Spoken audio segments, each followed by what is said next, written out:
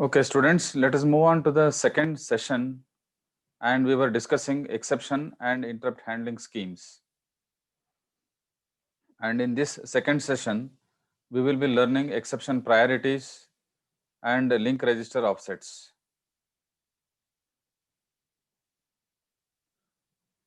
So in our previous session, we learned what is exception handling, what is exception, and then what is exception handling, what are all the exception modes, and what are all the exceptions recognized in ARM core, supported in ARM core.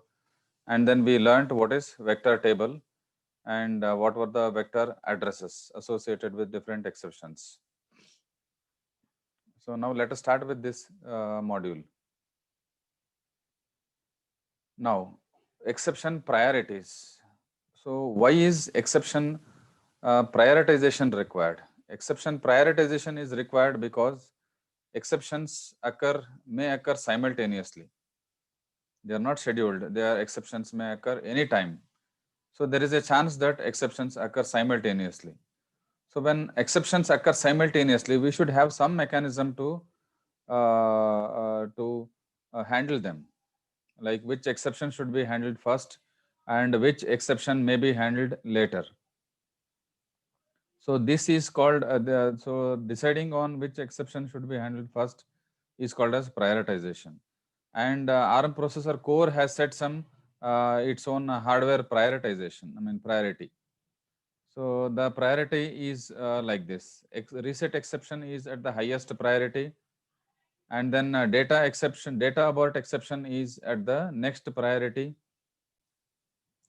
So data abort has the second highest priority, and then comes the fast interrupt request, and then comes the interrupt request, and then the prefetch abort and SWI exception, and then finally finally the SWI instruction and undefined instruction have the same priority. So these two exceptions are given the same priority because it is because an instruction cannot be a software interrupt instruction, and at the same time it cannot be an undefined instruction. If it is defined instruction, uh, it should be it is defined instruction. It cannot be both SWI and undefined at a time. So these two are given. If it is an undefined instruction, it cannot be SWI exception. I mean SWI instruction. And if it is SWI instruction, it cannot be called as undefined. So these two exceptions cannot occur simultaneously. So they have the same priority. Otherwise, the priority set by the hardware is like this, as shown in the table. And there are two more columns shown in this table against each of these exceptions. These columns indicate the interrupts disabled when these exceptions are raised. Like I bit, which corresponds to IRQ exception, shows indicates that all exceptions will disable IRQ when they occur. And the next column, which is for the F bit, which corresponds to the fast interrupt request. And there are only two cases which disable the FIQ exception. That is when there is a reset exception, and when there is FIQ request itself. So these two flags indicate whether IRQ or FIQ are in the enabled state or they are masked. So next comes the link register offsets. So link register offsets. When an exception occurs, we know that ARM core will save the return address in the link register of the exception mode. And we also know that every exception mode has its own link register. And after completing the exception handling, we will have to take the address in the link register, and we will have to use it to return to the main task where where the operating system or where the main task was stopped. And ARM datasheets say that some adjustment is required for the link register offset for the link register content stored. for different exceptions, and the adjustment is different for different exceptions. For example, reset, there is no adjustment for the reset, because as such reset exception is not used to do anything useful as an exception. When reset exception occurs, the whole system will be restarted with all the initial settings. So there is nothing like applying or returning from a reset exception handler. There is no handler, specific handler associated with reset exception.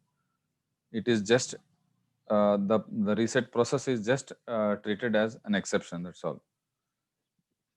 And next is the data abort exception. So data sheets say that when data abort exception occurs, the content stored in the link register should be subtracted by 8 before we return to the main task.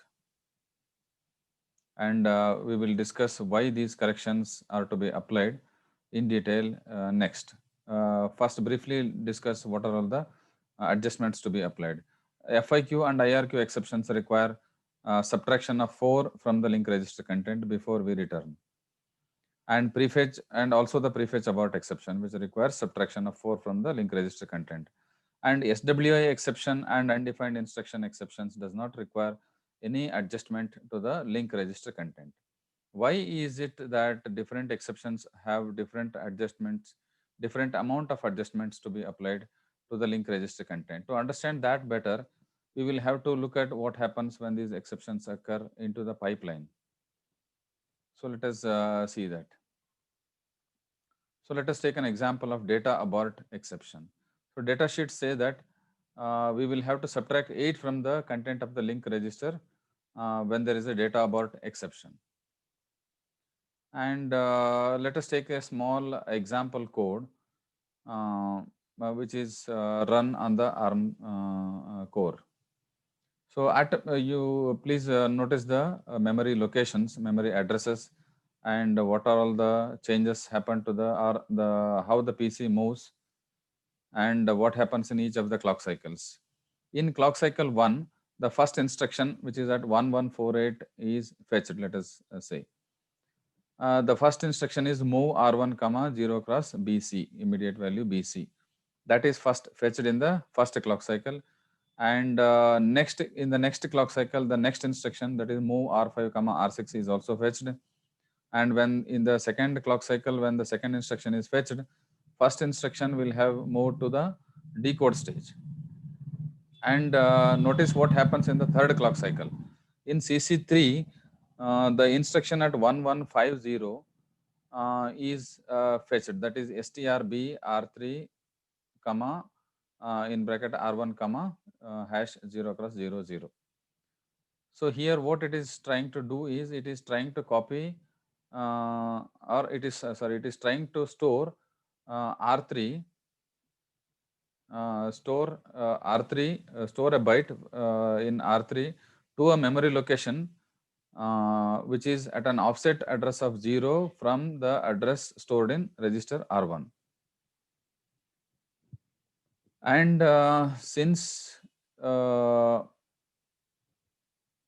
and assume that, and when the processor is fetching this instruction in CC3, the first instruction which was fetched in clock cycle 1 is in the execution stage, and the second instruction which was fetched in the clock cycle 2 is in decode stage, and this instruction is fetched in CC3. So let us see what happens in clock cycle 4, and this is the instruction which causes actually data abort. And let's see when data abort exception is raised and how does it recognize it. And let us move on to the clock cycle 4. In clock cycle 4, what happens is the instruction which was fetched in clock cycle 1 is completely executed.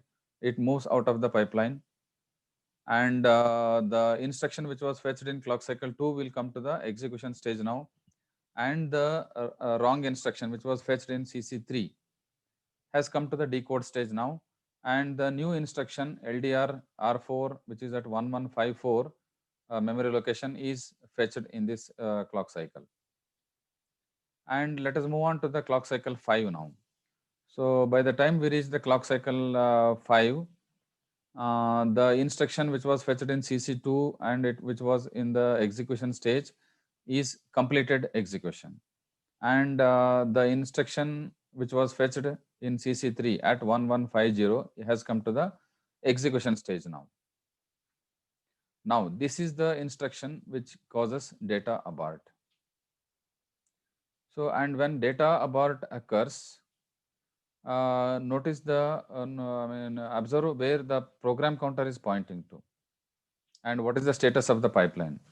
See, program counter is pointing to the memory location 1158, and the instruction which has caused the data abort is the instruction which was at 1150, and data abort is exception is raised when the instruction has come to the execution stage, and since this instruction is not executed completely, so when the ARM core returns from the exception handling, it will have to try this instruction once again because this instruction has caused the error. So for some reason, it is trying to fetch some memory location for which it does not have it is trying to write some data to the memory location for which it does not have access privileges. So this instruction has raised an exception. And when this exception was raised, the program counter was pointing to 1158, which is two memory locations away or 8 bytes away from the current instruction, which is in the execution stage. And hence, when the exception handler comes back to this main task, it will have to try this instruction once again, which has caused the data abort exception. So when the exception was raised, the PC was pointing to a memory location which was at two instructions away from the current instruction.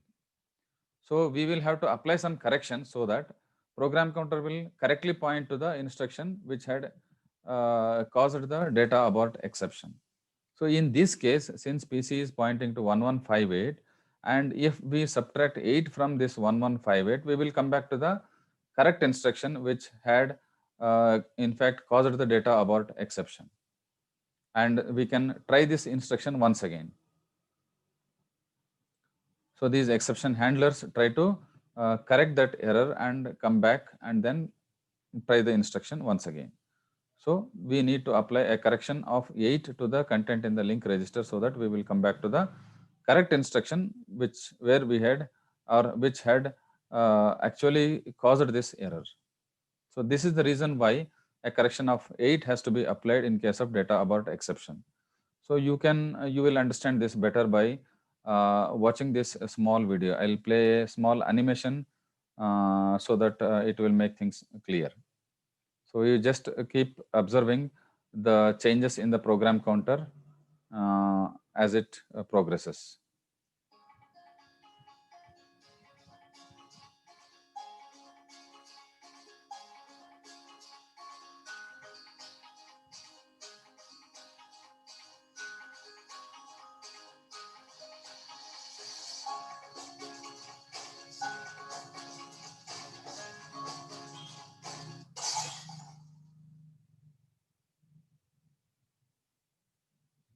So now in this, the instruction which caused the error is at 1150 and the program counter at this moment is pointing to 1158. So we need to subtract 8 from this program counter so that we come back to the same instruction which had caused this error.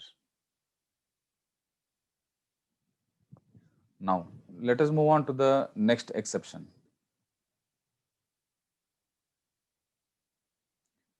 So this is FIQ exception. And let us take the same or similar program code, and in clock cycle 1 it fetches the instruction at 1148, and in clock cycle 2 it fetches the instruction at 114C. So when it comes to CC2, the instruction which was fetched in CC1 will be already in the decode stage, and then when it comes to CC3 it fetches another instruction STRB R3 which is at 1150, and by the time this instruction is fetched, the instruction which was fetched earlier will be in decode stage, and the instruction which was fetched before that will be in the execution stage. And in CC4, the instruction which was fetched in CC1 is already completed execution. And similarly, when it comes to clock cycle 5, the instruction which was fetched in CC2 is complete. And at this moment, FIQ exception occurs. FIQ, let us assume that FIQ exception has occurred in CC5. So, as a matter of design procedure, design rule, we know from the data sheets that whenever this FIQ exception occurs, the ARM controller will complete the instruction in the execution stage. It won't stop it there. It will complete that instruction, and then it will move to the exception handler. So it means that the instruction which is at 1150 and which was fetched in CC3, that is the strb instruction, will be completely executed. And then the ARM core will switch to the exception handler. So in this case, observe from the program code, program counter is pointing to 1158. And since 1150 is completely executed, it has to return, when it is returning from the exception handler, it has to return to the memory address, return to the instruction at memory address 1150. So at this moment, link register will have 1158 and it should return to 1154. So it is appropriate to subtract the link register content by 4 so that we come back to the correct instruction where we had stopped, because instruction at 1150 is completely executed and we will have to come back to the instruction at 1154. So observe this video, this animation, so that you will understand it better.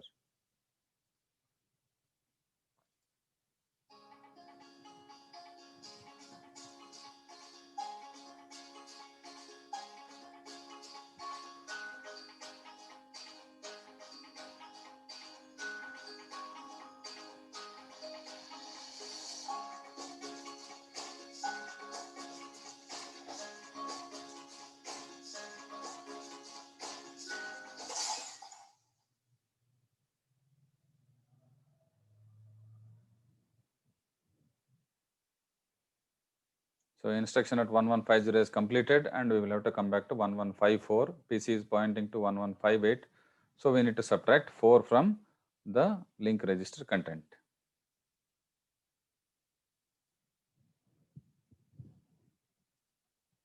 And it is the same for IRQ.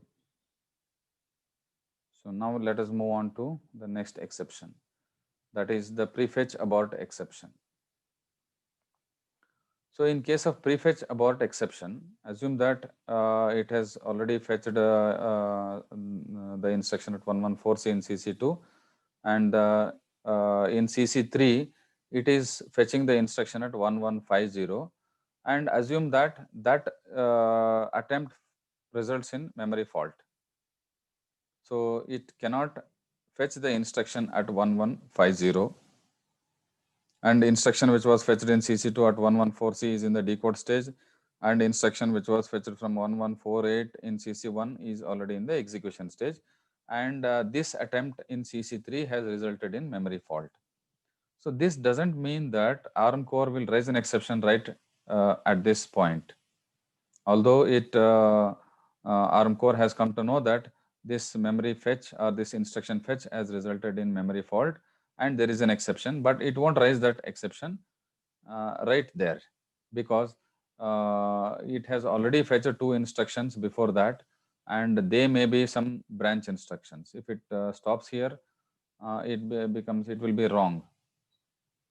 So if the instruction which was fetched before this maybe a jump in or branch instruction, in that case there is no point in saying that this instruction has resulted in memory fault. That does not matter. So it will wait for this instruction which has caused a memory fault to appear to the execution stage for the exception to be raised.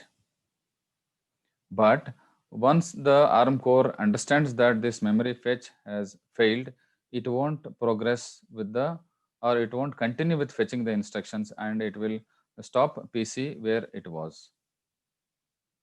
So in clock cycle 5, this instruction fetch will come to the execution stage, and the ARM core will raise an exception there.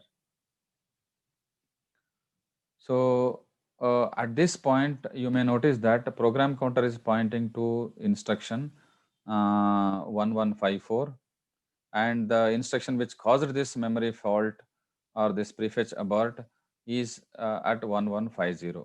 So it is appropriate to subtract 4 from this in address which is in the link register. So link register will have 1154 stored in it. So we have to come back to instruction 1150 to resume after the exception is handled properly, or whatever remedy has to be done is done properly. So we need to subtract. If we subtract 4 from the link register content and return, we will have returned to the correct instruction which had caused this prefetch abort. So observe this animation. Things will be clear.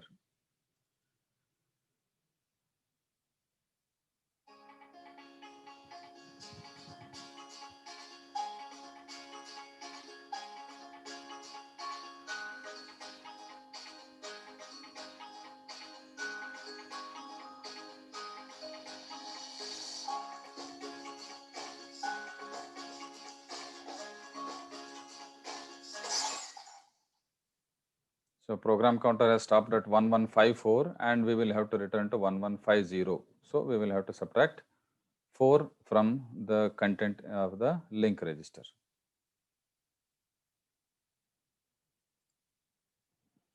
Next, this is about prefetch abort and the correction to be adjustment to be applied to the prefetch abort. Next, let us move on to the SWI instruction. So SWI instruction. So let us take the same kind of program block, and let us come directly to the CC3.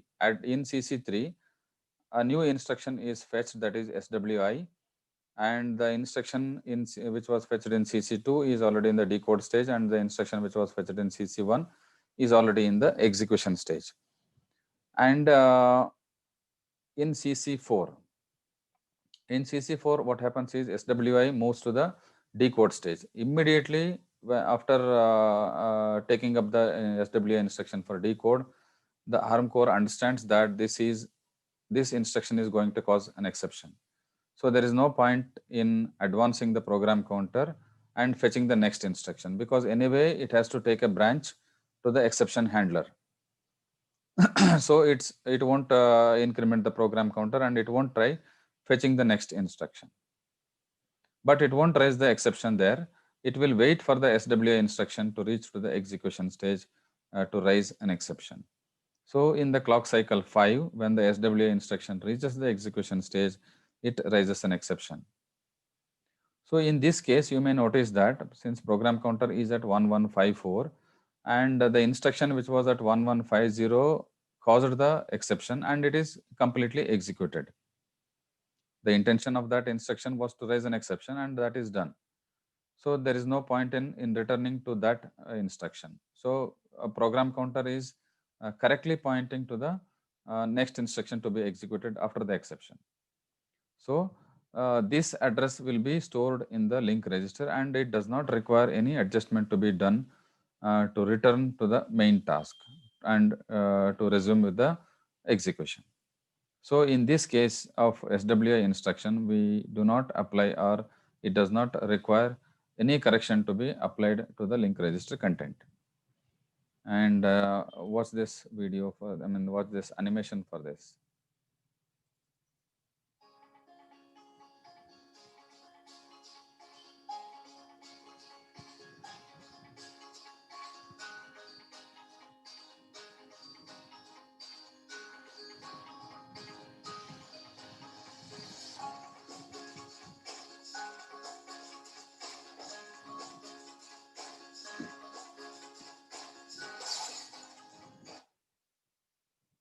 So program counter is pointing to 1154 and the instructions up till 1150 are completely executed.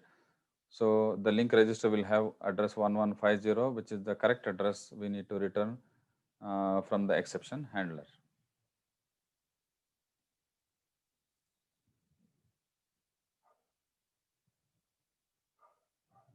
Next, let us move on to the undefined instruction next. So this undefined instruction is exactly same as the SWI instruction. The only difference is that uh, in this case of undefined instruction, we treat the instruction which caused this undefined exception as completely executed, because in almost all the cases, these instructions, there won't be any undefined instruction. Usually such instructions will belong to the co-processors attached with the ARM core. So usually undefined instruction exception will not be raised, or even if it is raised also, we, since the instruction is undefined, we treat it as executed, because that instruction anyway does not matter. If it is undefined instruction, there is no point in coming back to the same instruction. So after returning from the exception handling, it will return to the next instruction, and since link register will be already pointing to the next instruction, it does not require any correction to be applied to the link register.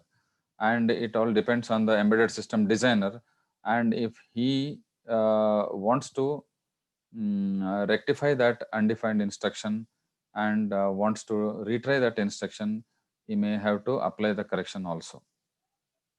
So that depends on the exact situation and the exact hardware configuration and the application running. So usually ARM core, the manufacturer suggests that undefined instruction exception does not require any correction to be applied to the link register for this reason. And let us watch this animation for undefined instruction.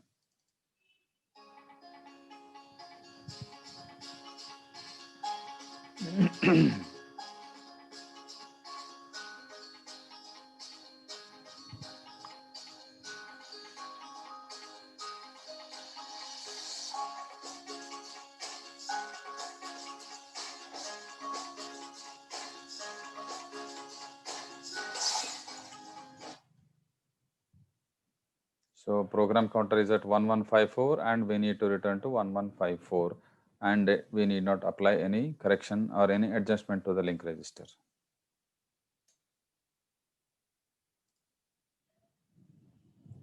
Next, this is about link register offsets. So now let us see what all has to be done to return from an exception.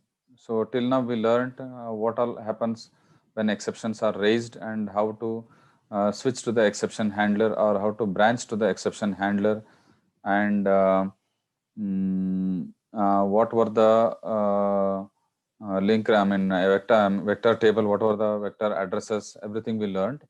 Assume that we are in the exception handler and we are about to return from the exception handler. So when returning from an exception handler, we know that everything should be done by the programmer. Like there are two important steps to be done when returning from two things to be done when returning from an exception. They are loading the program counter with the correct return address, and then resetting or restoring the CPSR content from the SPSR of the exception mode. These two things should be done when returning from an exception. So let us take an example of IRQ, FIQ or FIQ exception. So manufacturer says that we need to apply, or we learned why we need to apply an adjustment of 4 to the link register content when returning from IRQ or FIQ exception. And we now know that we need to apply that correction to R14, which is the link register content. So this example says that first the line is the exception handler code. It goes on, and the last instruction which is executed in the exception handler is the subtract instruction, SUBS. PC, R14, #4. This instruction says that R14 has to be subtracted by the immediate value 4, and the result should be transferred to the program counter. So because we need to apply a correction or the adjustment of 4 to the link register, we are subtracting R14 by 4, and we are storing that to PC. And when we do that, when PC is loaded with that, we say that ARM core has returned to the main task. And what is the S suffix attached to this subtract instruction? This S suffix will, and because of this S suffix, and because PC is the destination register, this instruction will automatically restore the SPSR of the FIQ or IRQ mode to the CPSR. And that is what is exactly to be done when returning from an exception. And we are done with that. So, and we have safely returned to the main task after the exception. This is one way of handling the return. And let's see what are the other means of returning from an exception, other examples. So because there is S at the end of the subtract instruction and PC is the destination register, CPSR is automatically restored from the SPSR register of the exception mode. Okay, now let's move on to the next example. So this example 2 says, see, the only difference between the first example and the second example is that we are preparing the link register by subtracting, by applying the adjustment well before the return.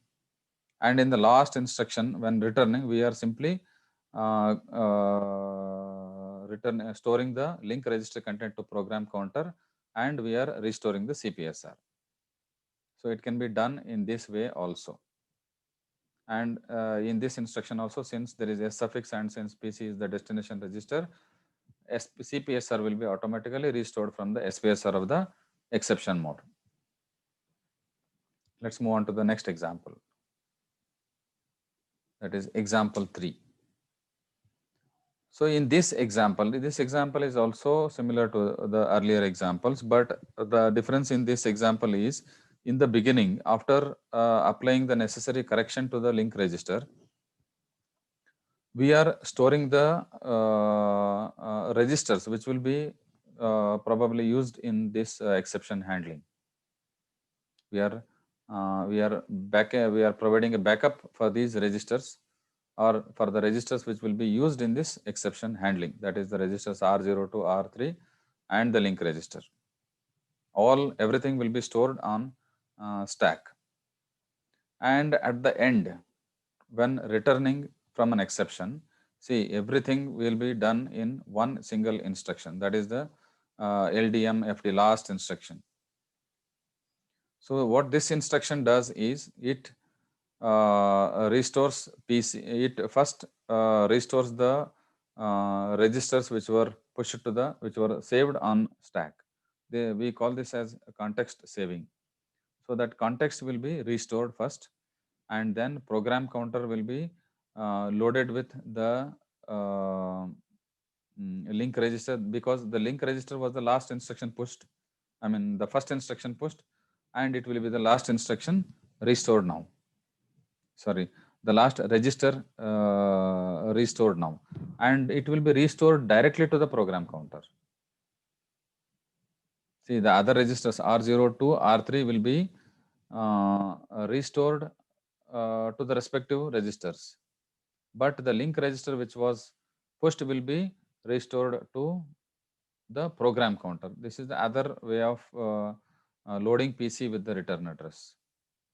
And since there is a caret symbol at the end of the instruction, so this instruction will force the CPSR to be restored from the SPSR of the exception mode. So this is how we return from the exception using LDM, and this is how we return from the exception by restoring the context and loading the program counter with the return address, and then restoring the CPSR, everything in one instruction. So these were some of the examples for returning from an exception. So this is all in the second session, students. So to understand this second session better, you may try answering these questions. So they will clarify the mm, points which were missed in the which we might have missed understanding during the session.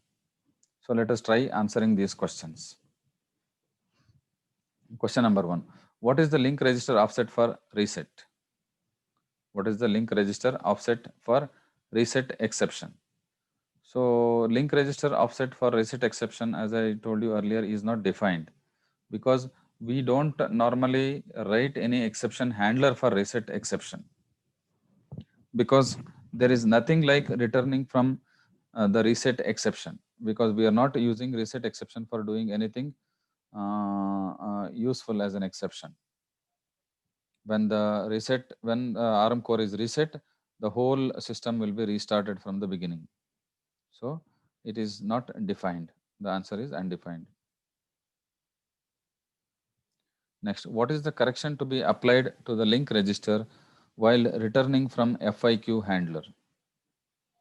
So FIQ handler requires a correction of -4. You may go back to the PPT and find out the adjustments to be applied in different cases of different exception cases. So in this case, it is -4.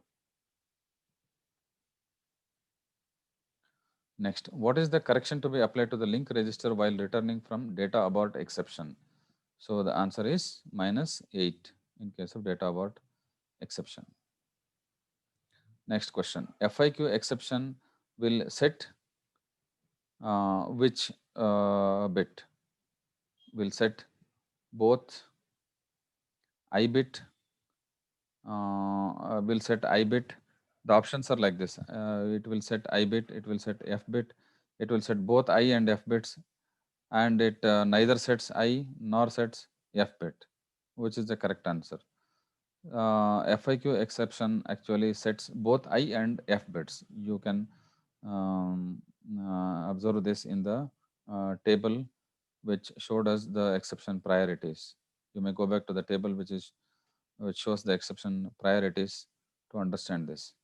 So the answer is both I and F bits. So now the next question, which of the following exceptions has the highest priority? So reset has the highest priority. Next, which of the following exceptions has the lowest priority? So the lowest priority is for the undefined instruction and SWI instructions. So in this case, the answer is undefined. Next, prefetch abort masks data abort exception. True or false? So this is false because both are exceptions. Exceptions cannot be masked. It is only the interrupts which can be masked or enabled. So there is no point in masking the exception, data abort exception. Next answer is false. So next question, FIQ exception clears I bit in the CPSR. It is true. FIQ exception clears both I and F bits to disable it.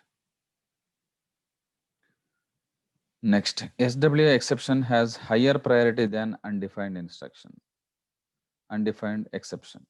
So this is false because both SWI and undefined exceptions have the same priority. So this is false. So exceptions can be disabled. This is false. Exceptions, not all exceptions can be disabled. Only the interrupts can be disabled. So it is false. So that's all for this session. Thank you.